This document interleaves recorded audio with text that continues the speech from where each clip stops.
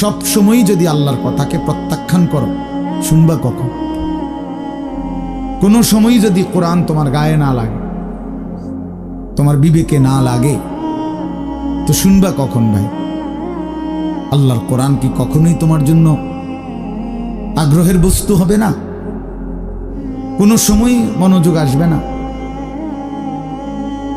কোরআন শরীফে আছে ফাবি আইয়ি হাদিসিন বাদাহু ইউমিনুন। আল্লাহ বলে, বান্দা, কোরআনের চাইতে দামি আর কোন কথা বললে তুমি বিশ্বাস করতে? বলো, এর চাইতে দামি আর কি বলতাম আমি আল্লাহ? আমি আল্লাহ বলেছি, সর্বশ্রেষ্ঠ ফেরেশতা জিব্রাইলের মাধ্যমে পাঠিয়েছি, সর্বশ্রেষ্ঠ রাসূল আমার প্রিয় বন্ধুর কাছে পাঠিয়েছি।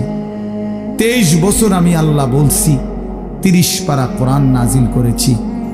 এরপরে আর কি বলতাম? আমি কিভাবে বলতাম? এর চাইতে দামি, এর চাইতে শ্রেষ্ঠ আর কোন কথা বললে তুমি মেনে নিতে? কোরআন শরীফে আল্লাহ জানতে চাইছে আমাদের কাছে। এই জন্য দোস্ত, এই জন্য বাপ, খুব লম্বা বয়ান করার মতো সময় সুযোগ আমার কাছে নাই। আমি প্রথম অনুরোধ করব, মনোযোগ থাকা দরকার। আমার বয়ান হোক আর যার বয়ানই হোক, নিজ মহল্লার ইমাম সাহেবের বয়ান হোক আর একেবারে সাঁদের দেশের হুজুর হোক, যে মনোযোগী হয় তার জিন্দেগি বদলায়। মনোযোগী না হলে গাফেল, তো আপনার জন্য কাবা শরীফের ইমাম আনলেই কি? আপনার জন্য মদিনার মসজিদে নববীর ইমাম সাহেব আনলেই কি? আপনার তো সিদ্ধান্ত পরিবর্তন হবেন না। তাইলে পৃথিবীর সবচেয়ে বড় হুজুর আনলেই কি হবে আর না হবে? যে সিদ্ধান্তই নিছে যে আমি ফজরের নামাজ পড়ব না, তো তার জন্য হুজুর বদলাই লাভ কি? যে সিদ্ধান্তই নিছে আমি হালাল খাবো না, আমি সুদ কিস্তি এটা ছাড়বো না, এটা আমার সিদ্ধান্ত, তাইলে তার জন্য হুজুর বদলাই লাভ কি? বড় থেকে বড় হুজুর এনে লাভ কি ভাইয়া, যদি আমার দিল উল্টানো থাকে? এই যে হাদিসের মধ্যে আছে, আল্লাহ ভাই বুট খায়ও না, বুট খায়ও, মনোযোগ দাও। ছেলেরা, আমি আবারও বলছি ভাইয়া, পরস্পর কথা বলো না। ফালতু অভ্যাস ছাড়তে না পারলে তুমি উঠে যাও, আমার কোনো মানা নেই। আমি কথাই বলবো অল্প একটু। দোস্ত, মনোযোগ না দিলে তুমি বাহিরে ঘোরো, আমার কোনো অসুবিধা নাই। বললাম, আমি ব্যক্তিগতভাবে শ্রোতা গুণী না, এটা আমার কোনো সময়ের মাথা ব্যথা না। ছোট বড় সব মাহফিলে আমি সমান তালে বয়ান করি, এটা আমার আজীবনের অভ্যাস। আলহামদুলিল্লাহ, এই অঞ্চলটা আমার পায়ে হাঁটা অঞ্চল। এখনো না আমি আসছি গাড়িতে, কিন্তু আমি তো এগুলো পায়ে হেঁটেই আসছি। তাইলে যখন আমার আরো ছোট ছোট মাহফিল, তখনও আমি 3-4 ঘন্টা বয়ান করে গেছি। ব্যস্ততার কারণে সময় মিলানো যায় না, এতটুকুই সমস্যা, আর কিছু না। জোহরের পর থেকে বয়ান শুরু হয়েছে, এখনো চলতেছে, আরো বয়ান আছে। হ্যাঁ, মুরাদনগর আবারও বয়ান আছে।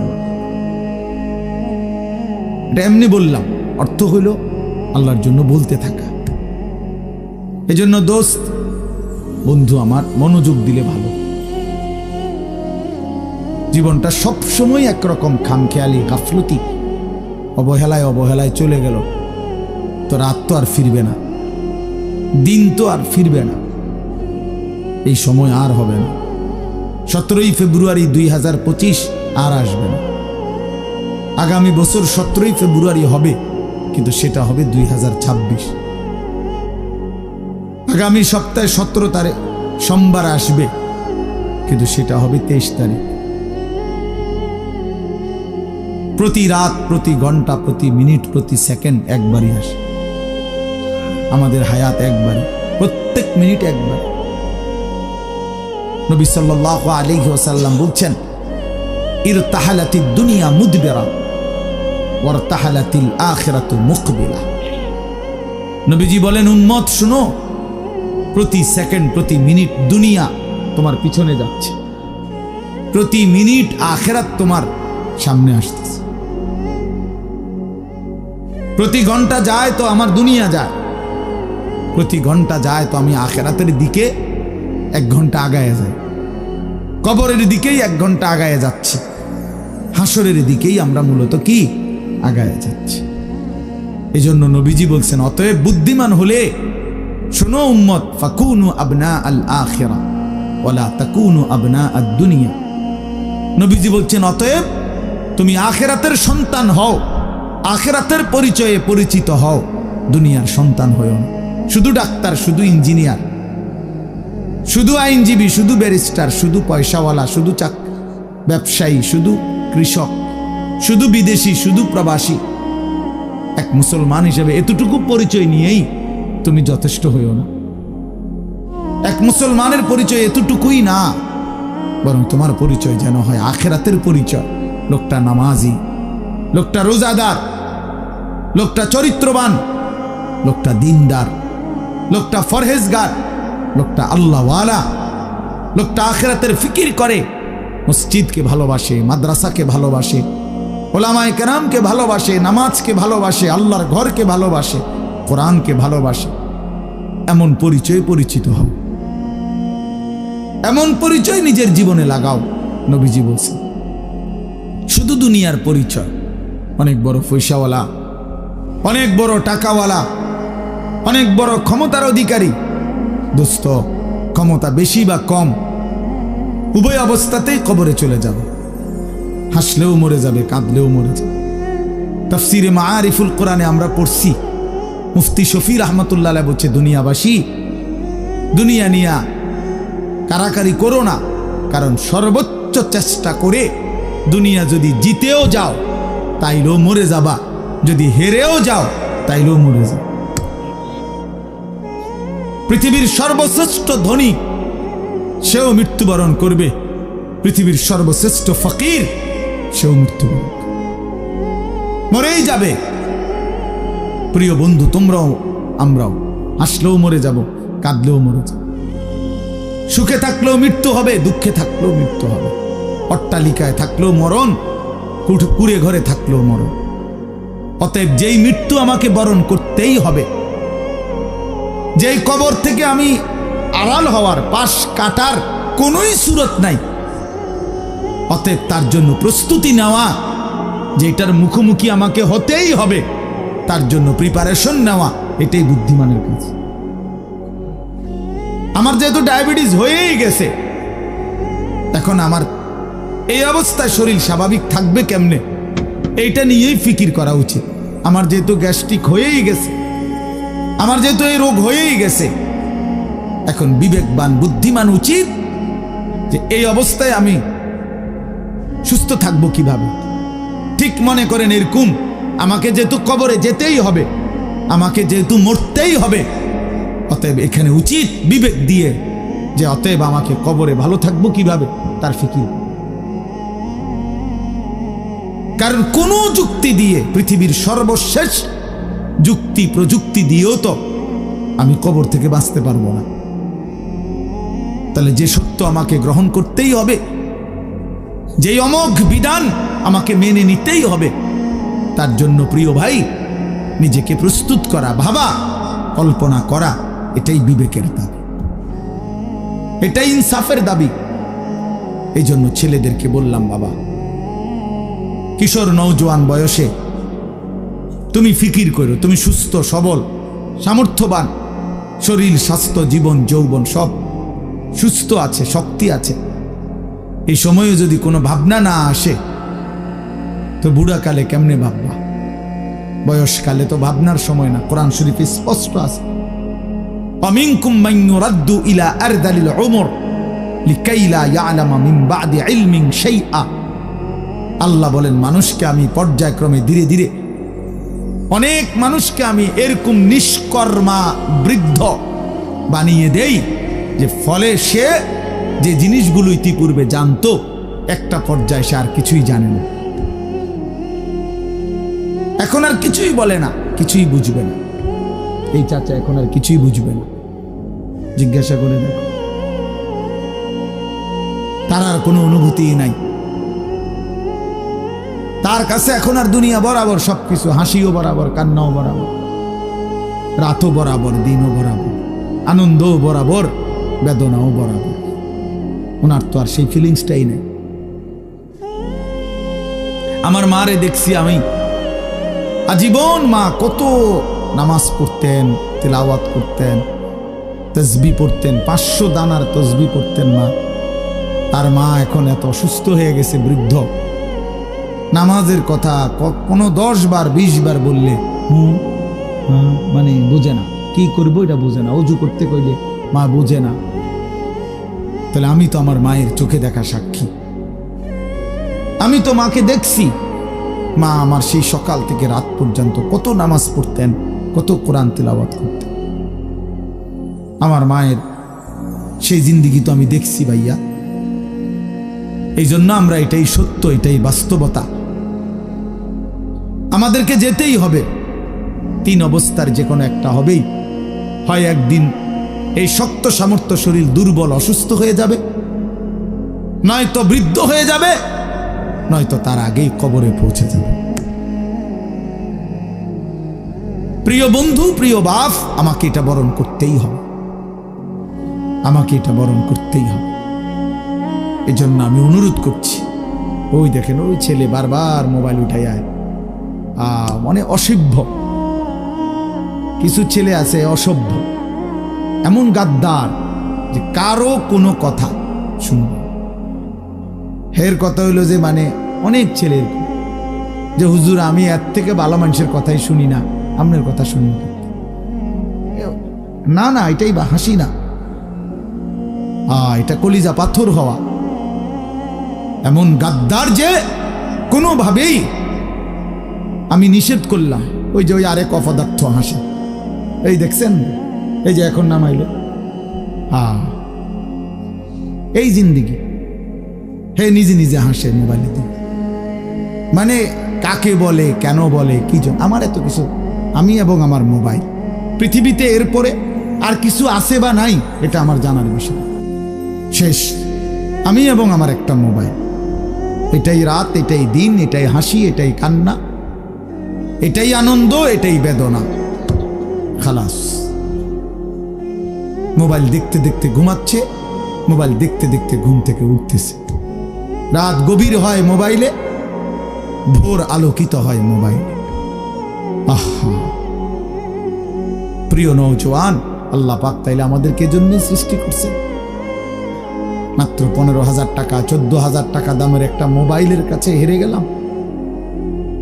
এত সুন্দর জীবন, অনন্তকালের আখিরাত সব ত্যাগ করে দিলাম।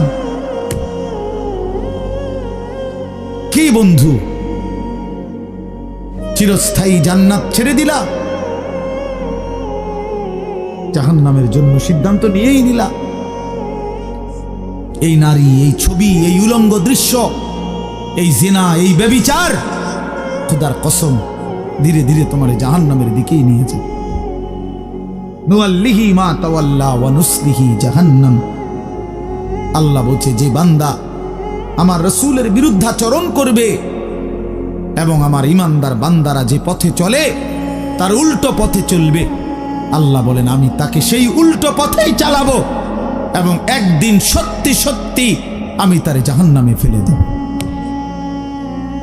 খোদার কসম বাপ, এটা কোরআন শরীফের আয়াত।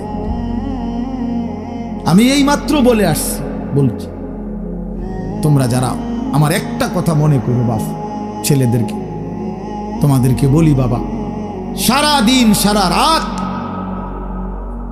মোবাইলে নারী দেখো, ছবি দেখো, নাচ গান, এক ওয়াক্ত নামাজ যারা পড়ো না, কোনোদিন যারা ফজরের নামাজ পড়ো না, হালাল হারামের কোনো পার্থক্য নাই, কিন্তু কেউ তোমারে ফিরায় না। তোমার মা, তোমার বাবা, তোমার পাড়া, তোমার মহল্লা, তোমার দেশবাসী, কেউ তোমারে নিয়ে একটু ভাবে না, কেউ তোমার একটু ফিরায় না। একটা বার বলে না যে এই বাবা তুই কোন রাস্তায় যাচ্ছিস, কিরে তুই মুসলমানের ঘরে জন্ম নিয়ে নষ্ট হয়ে যাচ্ছিস কেন? যাকে কেউ ফিরায় না, কেউ বলে না। কেন বাপ? একটা বার, একটা ছেলে শুধু তুমি আমার কথা ভাইবো যে কেউ তোমারে ডাকে না কেন? 365 দিনে খোদার একটা বছরে কোনোদিন ফজরের নামাজ পড়লা না, অথচ কেউ তোমার একটু বলেও না, কিরে বাবা তুই মুসলমানের ঘরে জন্ম নিয়ে ফজরের নামাজ পড়স না কেন? সারাদিন রাত তুমি মোবাইলের মধ্যে নারী নিয়ে ছবি নিয়ে পড়ে থাকো, কিন্তু আপন মা বাবা আত্মীয় স্বজন পাড়া পড়োশি কেউ তোমারে ফিরাইবার জন্য একটু ডাকেও না, বলেও না। এমন হয়ে গেল কেন তোমার জীবনটা? কেউ তোমারে বাঁচাইতে চায় না কেন? মনে রাখো বাপ, মূল কারণ একটাই, তোমার উপরে আল্লাহর লানত পড়ছে, খোদার লানত, খোদার গজব পড়ছে তোর উপরে। এই জন্য আল্লাহর লানত পড়ে যার উপরে, তার থেকে গোটা সৃষ্টি মুখ ফিরায় নেয়। এটা মুখ ফিরায় নেয়, এটা জরুরি বিষয়, মুখ ফিরিয়ে নেয়। আমার মার বয়স এই মাত্র বললাম, আমার মা আমি বললাম কিছুই বুঝে না, কিন্তু সেই মা আমার এখনো মনে আছে। একটা আশ্চর্য বিষয় হলো ৭৫ বছরের কম হবে না আমার বয়স। মা আমার এখনো আমারে বলে, আমারে দেখলে বলে বা আমগরে বলে, আমার ৪৪ বছর বয়স, আমার 4টা সন্তান আছে, আমি আজকে 21 বছরের চাইতে বেশি ওয়াজ মাহফিলে যাই আলহামদুলিল্লাহ আল্লাহর দয়া। কিন্তু কসম আল্লাহর, মা এখনো আমারে বলে, ফুত নামাজ পড়ছো না, নামাজ পড়ছো না। আমারে সব সময় বলে, মা ফুত চাইও মানুষের, কত আনে মাহফিলে যাও, মানুষের লগে চাইও টাকা পয়সা লইয়া, ঝামেলা করো না। কতবার যে কইছে এই কথা, এটা মা আমারে আমার জীবনে। কিরে বেটা, আমার ৭৫ বছরের মা তো, আমি ৪৪ বছরের ছেলে, আমি আমারে আজও ডাকে, তোরে কেন ডাকে না? তোর উপরে কোন খোদার লানত পড়ছে বেটা? এই জন্য তো অব্যাহত ভাবে চোখের সামনে ছেলেটা চরিত্রহীন হয়ে যাচ্ছে, লম্পট হয়ে যাচ্ছে, এক ওয়াক্ত নামাজ পড়ে না, কেউ তারে ডাকে না। আহা, কেন এমন হয়ে গেল বাপ? তুমি এত বড় বঞ্চিত হইলা কেন? বলো ভাইয়া, তুমি মনে করছো তুমি সুখের সাগরে হাবুডুবু খাচ্ছ? না ভাইয়া, তুমি তো ধ্বংসের সাগরে হাবুডুবু খাচ্ছ। তুমি তো ভাবছো তুমি বড় মজায় আছো, তোমার মাথার উপরে কারো ছায়া নাই। আসলে তো তোমার উপরে খোদার লানত, এই জন্য কেউ তোমারে ফিরাইবার চাচ্ছে না। এই জন্য বিবেক থাকলে আমার এই কথা ভাইব, বিবেক থাকলে, বিবেক থাকলে ভাইব। আমি তো ধমক দিলাম, তোমারে কেউ ধমক দেয় না কেন? কেন ধমক দেয় না? তোমারে কেউ ফেরায় না কেন?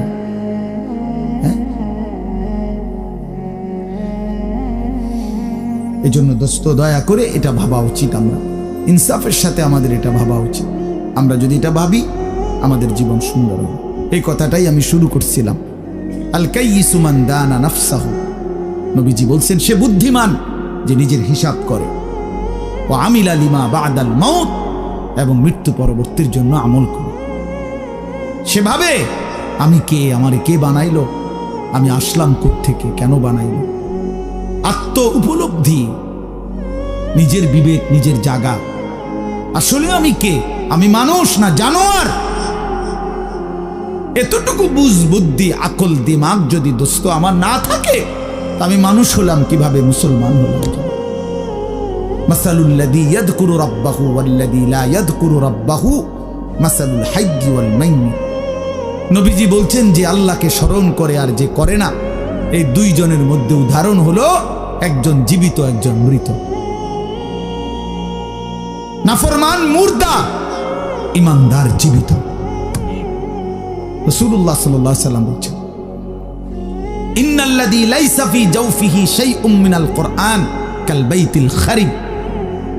প্রিয় বন্ধু শুনো, নবীজি সাল্লাল্লাহু আলাইহি ওয়াসাল্লাম বলছেন, যে কলিজার ভিতরে আল্লাহর কোরআন নাই, কোরআন কিছু পরিমাণ কোরআন শরীফও নাই, 10টা সূরাও শুদ্ধ পড়তে জানে না, 10টা সূরাও মুখস্থ পারে না, আল্লাহর কালামের কিচ্ছুই জানে না, আল্লাহ রাসূল সাল্লাল্লাহু আলাইহি ওয়াসাল্লাম বলছে, ওই নাফরমানের দিল হলো কাল বাইতিল খারিব, সারা বাড়ি, আলগা বাড়ি, যে বাড়িতে আগে থাকতো এখন থাকে না, নতুন ঘরে উঠে গেছে, ওই ঘরের এখন কোনা ভাঙ্গা গেছে, এই ঘরের এখন দুয়ার ভাঙ্গা গেছে, টিন সাল ফইরা গেছে, এখন সারা বাড়িটা আলগা বাড়ি, বিরান ঘর, সেই ঘরে এখন কুত্তা থাকে, সেই ঘরে এখন বিড়াল থাকে, সেই ঘরে এখন সাপ বিচ্ছু থাকে, মানুষ থাকে না। খুদার কসম নবীজি বলছে যে কলিজার ভিতরে আল্লাহর কোরআন নাই, ওই কলিজার ভিতরে মানুষ থাকে না, কুত্তা থাকে, কুত্তা। এই কুত্তা থাকে, কুত্তা, কুত্তা থাকে ওই কলিজার ভিতরে, সাপ থাকে, বিচ্ছু থাকে, ওটাতে বিড়াল থাকে, ইন্দুর থাকে, কেচ্চা থাকে, মানুষ থাকে না। ওই কলিজার ভিতরে মানুষ থাকে না, বুঝছো ভাইয়া? আজে তোমাদের যাদের জবানে আল্লাহর কোরআন নাই, তোমাদের যাদের দিলে মাওলার কোরআন নাই, তো তোমার এই ভেতরটা জন্তু জানোয়ারের ঘর, কুকুর বিড়ালের ঘর। আর চারো শোনো মিয়া, কোরআন শরীফে সূরা আরাফের মধ্যে আছে কোরআনের আয়াত, ওয়াত্তাবা হাওয়াহু ফামাসালুহু কামাসালিল কালব। সরাসরি কোরআনের আয়াত, সরাসরি কোরআন শরীফের আয়াত। আল্লাহ তাআলা বলছেন যে মনের ইচ্ছা মতো চলে, মনের চাহিদার অনুসরণ করে। আমার মনে যা চায়, কেন নামাজ পড়ো না? তোমার মন চাইছে দেখি। আর কি কারণ? তোমার মন চাইছে, তুমি পড়ো না কেন? সারাদিন নারী দেখো, ছবি দেখো, তোমার মন চাইছে, এই তো না, আর কি তো কিছু না। কেন পেশাব করে পায়খানার পরে ঢিলা কুলুক টয়লেট পেপার, পাক নাফাকের কোনো পার্থক্য বুঝো না কেন? কারণ তোমার মন চাইছে, মন চাইছে। রাতের বাইজা গেছে 3টা, তুমি ঘুমাও না। দিনের বাইজা গেছে 10টা, তুমি ঘুম থেকে ওঠো না, কারণ তোমার ইচ্ছা, তোমার মনে যা চাইছে তা। আল্লাহর কসম বাপ, আমার কথায় রাগ করো না।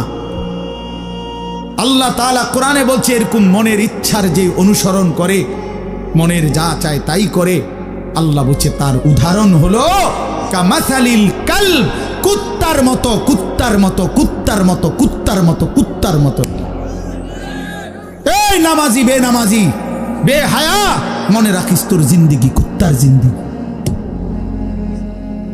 তোদের যাদের কপালে সেজদা নাই, তোমাদের জীবন কুত্তার জীবন, মনে রাখো, কুকুরের জীবন এটা।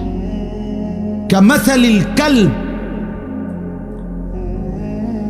কই হারুন কই কও, কামাসালিল কালব, কালব অর্থ কি কও বলো? এরা তো সব আমার ছাত্র, হারুন, এই যে রবি, বলো। কামাসালিল কালব, কুকুরের মতো আল্লাহ বলছে কোরআন। এ তো কোনো ব্যাখ্যার কিছু নাই যে এক হুজুর কইছে এটা, আরেক হুজুর কইছে এটা, এরকম কথা বোঝেন না এমনি। এটা ব্যাখ্যার কিছু আছে এখানে? এটা তো স্বাভাবিক বাংলা, সোজা বাংলা। কামাসালিল কালব, কুকুরের মতো। ওই জিন্দেগি কুত্তার জিন্দেগি, যে জিন্দেগি নাফরমানের জিন্দেগি, নাফরমানের জীবন। এজন্য দোস্ত রহম করো নিজের উপরে। আমার চিৎকার চেঁচামেচির একটাই মাকসাদ, সারাটা বছর আমি চিল্লাই, এই এক কথার ফেরি করি, তুমি তোমারে কদর করো। আমার বাবা, আপনাদেরকে বলি, বাবারা যারা বয়স্ক আছেন, আপনি ইনসাফের সাথে বলেন, আপনি মুসলমান, 60 বছর ধরে আপনি মুসলমান, আপনি এখনো বিড়ি সিগারেট খান, আপনি ফিরবেন কখন? বলেন বাবা, 60 বছর ধরে এখনো আপনি চা দোকানে, টেলিভিশনে নাচ গান না দেখলে আপনার রাতের ঘুম হয় না। আস্তাগফিরুল্লাহ, এত বছরেও আপনার নাফরমানি ছাড়ার সময় হয় নাই? 60 বছর বয়সেও মুসলমান গালি দেয়, 60 বছর বয়সেও মুসলমান কিস্তি নেয়, 60 বছর বয়সেও মুসলমান সুদ খায়, 60 বছর বয়সেও মুসলমান টেলিভিশনে নাচ গান নর্তকীর ছবি দেখে। ছি ছি ছি ছি, এত নির্লজ্জ, এত বেহায়া ইমানদার বুড়া মানুষ হইতে পারে না। এত বেহায়া কোনো ইমানদার বুড়া হইতে পারে না বেটা, এটা বুঝা উচিত, এটা ভাবা উচিত। আলাম ইয়ানি লিল্লাযীনা আমানু আন তাখশা কুলুবুহুম লিযিকরিল্লাহ। আল্লাহ বলছে, মুমিন, আমি আল্লাহর ভয়ে তোমার মনটা নরম হওয়ার সময় আজও হয়নি? আমারে ডাকবা না তাইলে? আলাম ইয়ানি লিল্লাযীনা আমানু, আন তাখশা কুলুবুহুম লিযিকরিল্লাহ ওয়া মা নাযালা মিনাল হক। রব্বে কারীম বলে, বান্দা আমার স্মরণ, আমার জিকির, আমার বন্দিগি, আমার কোরআন পড়বার জন্য তোমার মনটা নরম হওয়ার সময় আজও কি হয়নি? আল্লাহ যেন ডাক দিয়ে বলছে, যুবক 365 দিন তো হয়ে গেল, একটা বছর চলে গেল, বান্দা কোনোদিন ফজরের নামাজ পড়লা না, তাহলে কি বান্দা আর কোনোদিন পড়বা না? এই ফয়সালা দিয়ে ফেললা। 30 বছর ধরে সুদ খাও বান্দা, তাহলে কি এই সিদ্ধান্তই নিলা আর কোনোদিন ছাড়বা না? 20 বছর ধরে দাড়ি কাটতেছ, তাহলে কি এই ফয়সালাই নিলা যে আর কোনোদিন দাড়ি রাখবা না?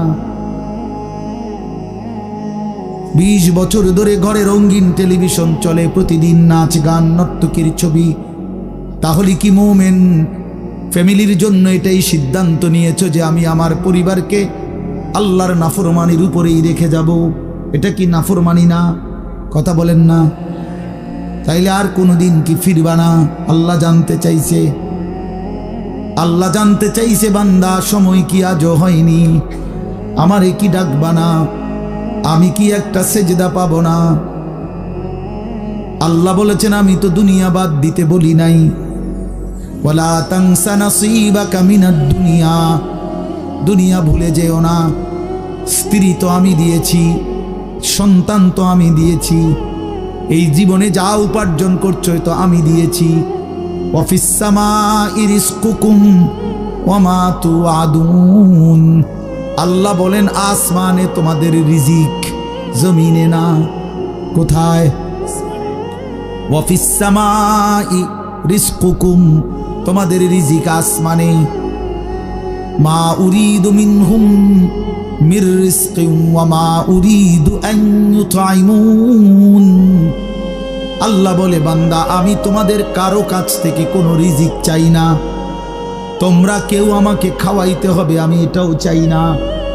ইন্নাল্লাহা হুয়ার রাজ্জাকু যুল কুওয়াতিল মাতিন, নিশ্চয়ই আল্লাহই হচ্ছেন সুবিশাল ক্ষমতার অধিকারী, রিজিক দাতা।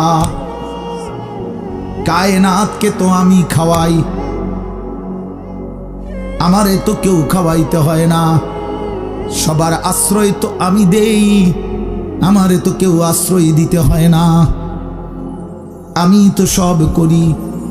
ওয়া ইন আমসাসকাল্লাহু বিদুররিন ফালা কাশিফা লাহু ইল্লা হু, আল্লাহ বলে, বলো না বান্দা, আমি যদি কাউকে মুসিবতে ফেলি, তাইলে সেই মুসিবত থেকে উদ্ধারকারী আমি ছাড়া আছে কে? কে আছে? কে বলে না বাপ? কে? ফালা কাশিফা লাহু ইল্লা হু, আমি ছাড়া উদ্ধারকারী কেউ নাই, কেউ নাই। ওয়া ইন ইউরিদকা বিখাইরিন ফালা রাদ্দা লিফাদলিহি, আল্লাহ বলেন, আর আমি যদি কাউকে কল্যাণ করি, উপকার করি, তাইলে আমার কল্যাণ, আমার উপকার ঠেকায়া দিবে এমনও তো কেউ নাই। কে দিবে আমার ঠেকায়া? আমারে প্রতিহত করবে কে? ওয়া ইন মিন শাইইন ইল্লা ইনদানা খাযাইনুহু ওয়া মা নুনাজ্জিলুহু ইল্লা বিকাদারিন মা'লুম, আল্লাহ বলে, বান্দা সব কিছু আমার কাছে আছে ভান্ডারে ভান্ডারে, কিন্তু আমি জমিনে নাজিল করি পরিমাণ মতো করে। একসাথে সব আলু দিয়া দিলে রাখবা কই? একসাথে 30 বছরের পেঁয়াজ দিয়া দিলে রাখবা কই? কথা বোঝেন নাই? একসাথে 50 বছরের খাবার দিয়ে দিলে রাখবা কই? আছে তো আমার কাছে সব কিছুর ভান্ডারে ভান্ডার, কিন্তু আমি জমিনে দিয়ে থাকি পরিমাণ মতো করে, বিকাদারিন মা'লুম। ইন্না কুল্লা শাইইন খালাকনাহু বিকাদার, আল্লাহ বলেন সব কিছু আমি বানিয়েছি পরিমাণ মতো করে। জন্ম নিল কয়জন, কবরে নিলাম কয়জন, আমার হিসাব আছে। কোনো সংখ্যা জনসংখ্যা কোনো সময় বেড়ে গিয়ে ক্ষতিগ্রস্ত হবে না। আমি আছি না? বুঝেন নাই কথাটা? কোন বিজ্ঞানী বুদ্ধি দিছে, কোন পাগলে বলছে? সব পাগল মাতাল ছাড়ো, আমি আছি। ওমা মিন দাব্বাতিন ফিল আরদি ইল্লা আলাল্লাহি রিজকুহা। আল্লাহ বলে যত কিছু জমিনে বিচরণ করে সব কিছুর রিজিকের জিম্মাদারি আমি একাই আমার কাঁধে তুলে নিলাম। ওয়া ইয়ালামু মুস্তাকাররাহা ওয়া মুস্তাউদাহা। আল্লাহ বলেন আমার বান্দা, আমার সৃষ্টি, আমার মাখলুক কখন কোথায় থাকবে, শেষ পর্যন্ত কোথায় দাফন হবে, আমি সব আগের থেকেই জানি, ফয়সালা করে রেখেছি। গতকালকে আমি ছিলাম সিলেট মৌলভীবাজার, আজকে এখানে। এই জিন্দিগি আল্লাহ বলেন আমি জানি। কুল্লুম ফি কিতাবিম মুবিন। সব কিছু আমি স্পষ্ট আমলনামার মধ্যে, তাকদীরের মধ্যে লিখে রেখেছি। তাকদীরে সব আগের থেকেই ফয়সালা করা, সব আগের থেকে সিদ্ধান্ত করা। আর রিজকু মাকসুম, রিজিক বন্টন হয়ে আছে। মাথার গাম পায়ে ফেললা, পায়ের গাম যদি আবার মাথা তো উড়ান, বরাদ্দ জের দূরের দূর, উদাই লাফান। আর উদাই লাফান, বুঝেন নাই? যে পরিশ্রম করে তার আয় বাড়ে। তাইলে তো সব দোকানদারের বেচা কিনা সমান হইত। একসাথে দোকান খোলে, একসাথে দোকান বন্ধ করে, কামাই সমান না কেন? বুঝেন নাই আমনে কথা? একই স্ট্যান্ডে সবার 30টা সিএনজি এখান থেকেই গেছে, এখান থেকেই আপনার এই সিরিকাইল থেকেই কোম্পানিগঞ্জ, কোম্পানিগঞ্জ থেকেই সিরিকাইল, কই সবার ইনকাম বরাবর কেন? কেন? শুধু পরিশ্রম করিলেই অর্থ আসে? না না না, আসমানের ফয়সালাতে অর্থ আসে, রবের ফয়সালা। ইন্না রাব্বি ইয়াবসুতুর রিজকা লিমান ইয়াশাউ ওয়া ইয়াকদির। আল্লাহ বলেন আমি যাকে মন চায় তাকে বেশি দেই, যাকে মন চায় তাকে কম দেই না। আমার ফয়সালা, তোমার কি? কমটাও আমার, বেশিটাও আমার, তুমি কি? আল্লাহ তারে বেশি দিলেন কেন, তো তোমারে কম দিলাম কেন? তোমারে যে কম দিলাম এটাই কেন দিলাম, তুমি এটা কও। তোমার কি যোগ্যতা? কোনটা তোমার? আসমান তোমার না জমিন তোমার?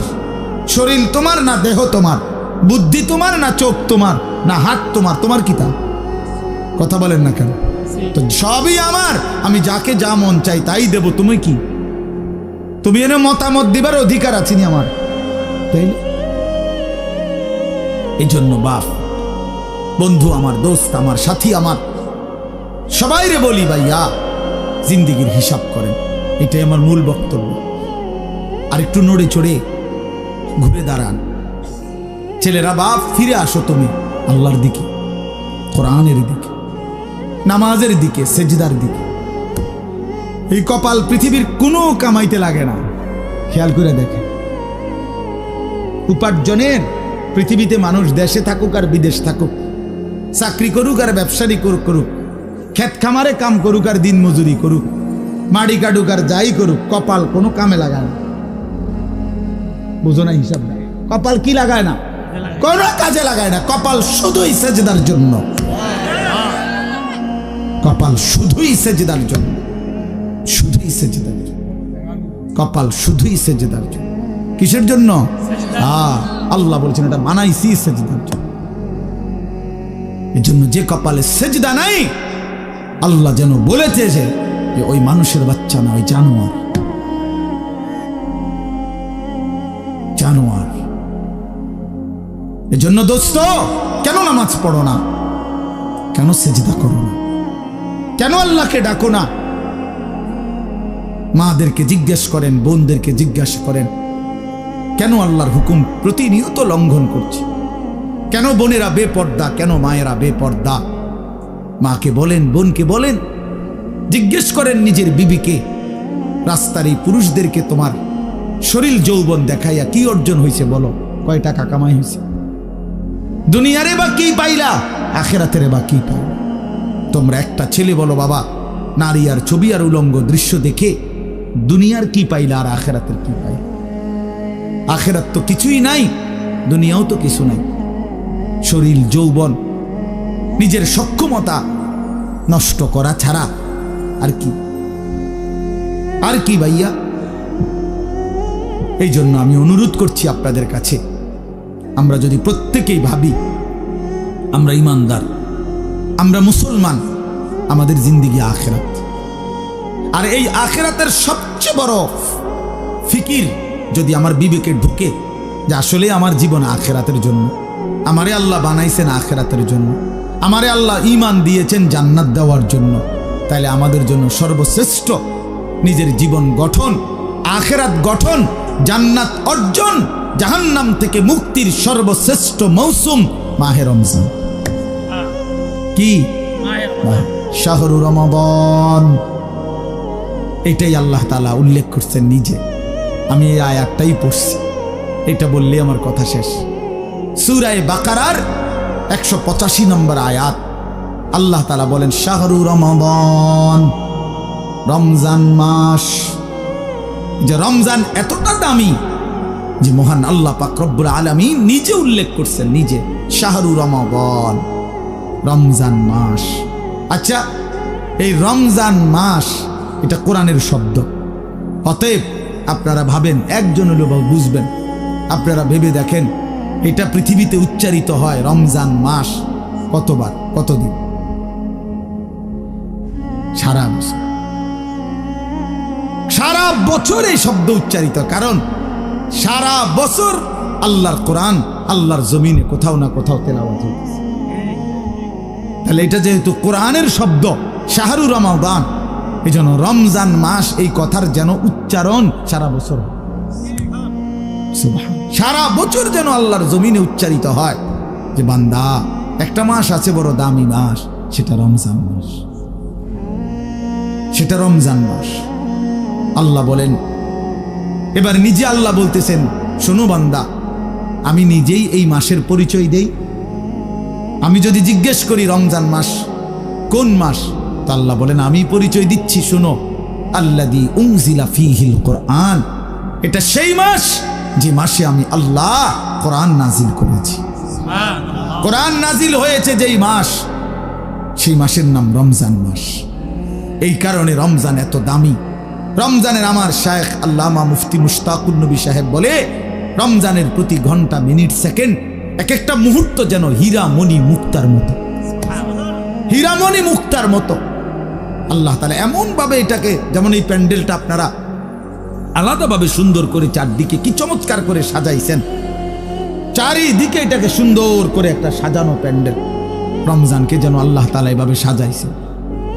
আল্লাহ নিজের হাতে রমজান সাজাইছেন। আল্লাহ বলে, বান্দা শোনো, আমি রমজানকে কেমনে সাজাইলাম। 1, পুরা মাস রোজা। 2, প্রতিদিন ইফতার। 3, প্রতিদিন সাহারি। 4, প্রতিদিন 20 রাকাত তারাবি। 5, শেষ দশকে এতেকাফ। 6, শেষ দশকের বেজর রাত্রিতে শবে কদর।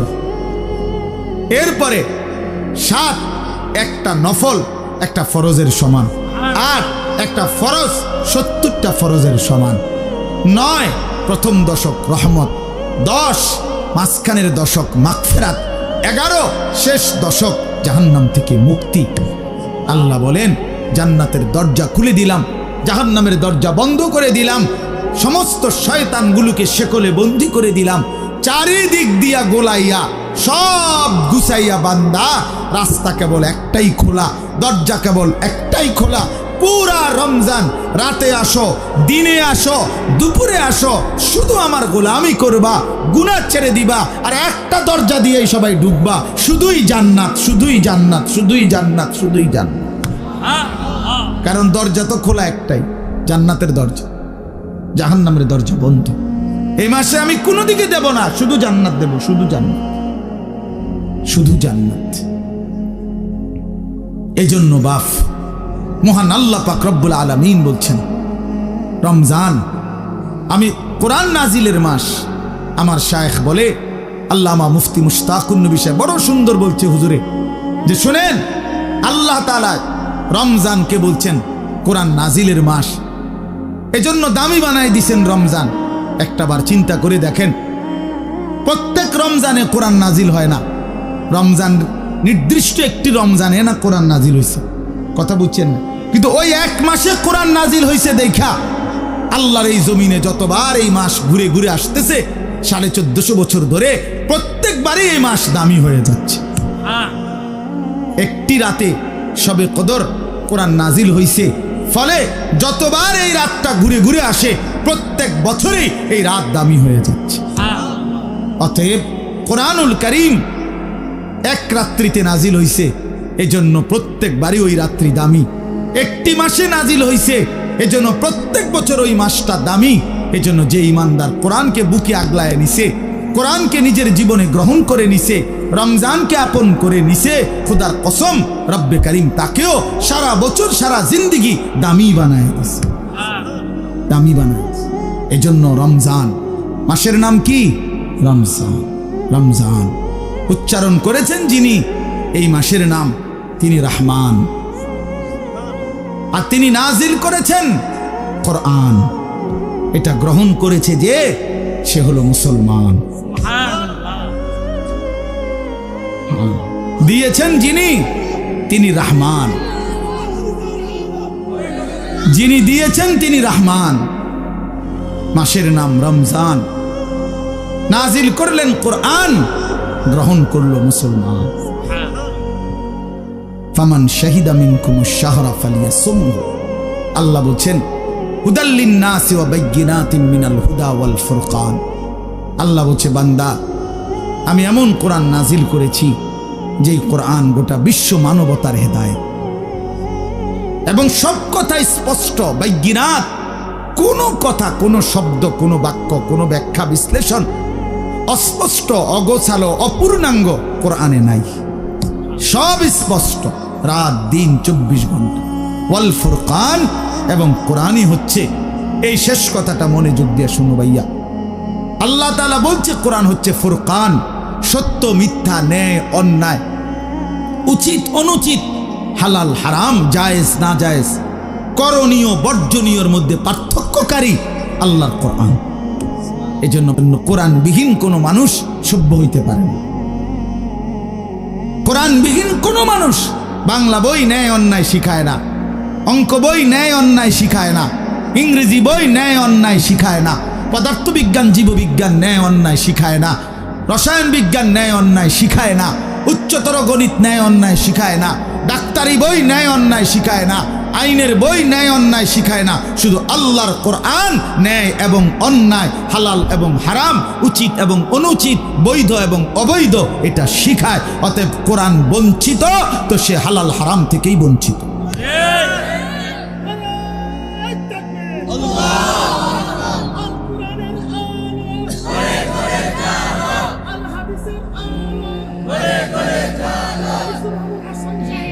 অতএব এটা ফিকির করা চাই, এটা পার্থক্যকারী জ্ঞান। এজন্য আপনাদের সবার কাছে অনুরোধ, নিজের ছেলেকে, নিজের মেয়েকে আল্লাহর কোরআন থেকে বঞ্চিত করবেন না। বাচ্চাটাকে দিন শিখান, আল্লাহর কোরআন শিখান। জীবনের সবচেয়ে বড় সম্পদ দিয়ে গেলেন। কোরআন আজীবন মানুষকে দামি বানায়, কোরআন জান্নাতেও দামি বানাবে। সর্বশেষ কথা হলো ফামান শাহিদা মিনকুমুশ শাহরা ফালিয়াসুমহু। আল্লাহ বলছে অতএব এত বড় ফজিলতপূর্ণ রমজান মাস যদি তোমার জন্য মিলে, আল্লাহ নিজে কি মজা করে আল্লাহ বলছে বান্দা যদি রমজান পর্যন্ত তুমি পৌঁছো, তোমার জীবনে যদি রমজান মিলে, তুমি যদি হায়াত পাও, তা আমি আল্লাহ বলতেছি তুমি রোজা রাখো, তুমি রোজা আমার হুকুম মাইনো, তুমি গুনাহ ছেড়ে দিও, তুমি আমার বন্দেগী একটা মাস কইরো। যদি বলি আল্লাহ 1 মাস আপনার হুকুম মানবো, ঠিক আছে, গুনাহ ছেড়ে দিব, রোজাগুলো এবং বিধানগুলো মানবো, শরীয়তের হুকুম, আপনি আমারে কি দিবেন? আল্লাহ বলে লাআল্লাকুম তাত্তাকুন, 1 মাসেই আমি আল্লাহ তোমারে মুত্তাকি বানিয়ে দেব। যদি বলি মুত্তাকি হলে কি হবে? আল্লাহ বলে জানো না, জান্নাত বানানোই হয়েছে মুত্তাকিদের জন্য। উইদ্দাত লিল মুত্তাকিন, জান্নাত বানানোই হয়েছে মুত্তাকিদের জন্য। অতএব যে মুত্তাকি সেই জান্নাতি, যে জান্নাতি সেই মুত্তাকি। আমার কিশোর, আমার নওজোয়ান, আমার বাপ, আমার ভাই, আমার বন্ধু, আমার পর্দার আড়ালের মা বোন, সবাইকে বলি হায়াতের কদর করেন, জিন্দিগির কদর করেন। আপনাদের এই একটা মাহফিল খুব সম্ভব, বারবার আমি আসি। ওই কবির ভাই এইসা প্রেশার তার, এই এক মহব্বতের মানুষের কাছে আমি বারবার হেরে যাই, যার কারণে তার খুব বেশি ভালোবাসার কারণে এই মাহফিলটা কোনো না কোনোভাবে মিলাইতে হয়। তা আল্লাহর দয়া আজকেও আসা হইছে। আমি সবার কাছে অনুরোধ করছি, আমাদের মৌলানা সানাউল্লাহ বয়ান করবে, আসছে ও মাশাআল্লাহ, ও অনেক সুন্দর বয়ান করে মাশাআল্লাহ। তো সে বয়ান করবে, দোয়া করবে। আমি দিল থেকে আপনাদের জন্য দোয়া করি, আল্লাহ তাআলা আপনাদের সবাইকে ঈমান আমলের জিন্দেগি দান করেন। আমার নওজোয়ান ভাই, তোমরা নষ্ট হইও না, চরিত্রহীন হইও না। মোবাইল, নারী, ছবি, এই জেনা, বেবিচার, মদ, জুয়ার আড্ডা থেকে ছোট ভাইয়া আল্লাহকে রাজি করো, হালালের উপরে চলো। ইনশাআল্লাহ দেখবা আগামী দিনে তোমরা ইমাম মাহদির পক্ষে লড়তে পারবে, তোমরা দাজ্জালের বিরুদ্ধে লড়তে পারবা। আগামীর ইসলামের পতাকা তোমাদের হাতে উড়বে ইনশাআল্লাহ, কালেমার পতাকা উড়বে ইনশাআল্লাহ। অতএব নওজোয়ান, হাল ছাইরো না, চরিত্রহীন হইও না, আল্লাহকে রাজি করো, সেজদা করো। ইনশাআল্লাহ গোটা দেশ, গোটা মহল্লাবাসী তোমার মহব্বত করবে, রব্বে করিমও তোমাকে আদর করবে।